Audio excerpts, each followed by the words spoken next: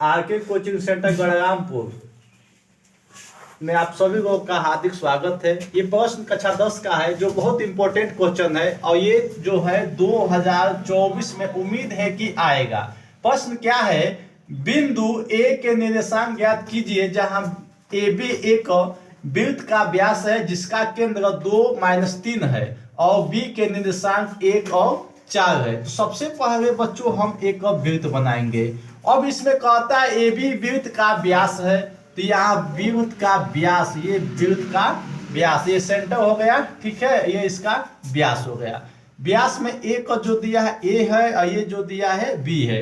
B का जो coordinate है, निर्देशांक है, वह 1 और 4 है। बी का निर्देशांक कितना है, 1 और 4 है। ए का निर्देशांक पता नहीं है, तो मान लीजिए कि ए का निर्देशांक, माना ए का निर्देशांक x y है, तो यह ए का निर्देशांक आपका क्या है, x और y है। केंद्र जो दिया है आपका, केंद्र वो कितना दिया है, 2 और 3, ये क्या है, 2 और -3 है। अब ध्यान देंगे, ए बी का मध्य बिंदु क्या है, 2 और 3 है, तो इस तरह सीखिए ना, ए बी का मध्य बिंदु। सूत्र सबको याद है ना कि नहीं याद है, सूत्र बताइए, सूत्र सबको याद है, जिसको नहीं याद है वो देख लेगा। सूत्र होता है x1 plus x2/2 y1 plus y2/2। तो बच्चों इसका जो मध्य बिंदु है वो केंद्र हो जाएगा और वह है आपका 2 और -3। ध्यान देंगे x1, तो x1 के स्थान पे x है, x2 का स्थान पे 1 है y2, y1 तो y लिखो भैया, y2 तो 4 लिखिए, अब y2।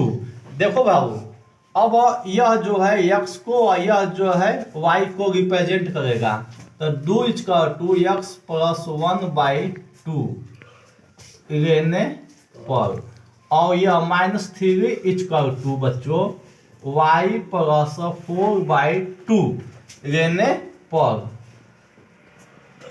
क्योंकि यह दोनों आपस में बराबर है ना, तो यह इसके बराबर, यह इसके बराबर, भुज के बराबर, कोट के बराबर, 2 दूना 4 x प्लस 1।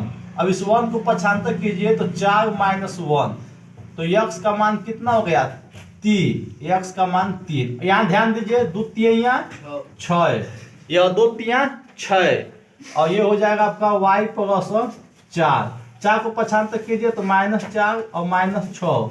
अब देखो यहाँ पे ये 4 इधर आया है तो माइनस हो जाएगा ना, -4, क्योंकि अब प्लस था, पक्षांतर करेंगे तो माइनस होगा। तो जब इस टाइप के जो प्रश्न दिखाई देते हैं माइनस, तो इसमें होता क्या है ना कि 6 और 4 मिलकर 10 और चिन्ह माइनस का, तो y का मान निकल गया कितना, -10।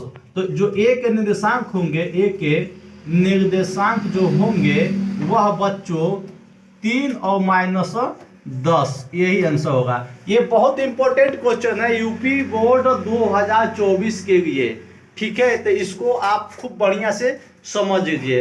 उम्मीद है कि आपको समझ में आया होगा। यदि आपको दिक्कत हो गई है तो चैनल पे कमेंट कीजिएगा, ठीक है, धन्यवाद।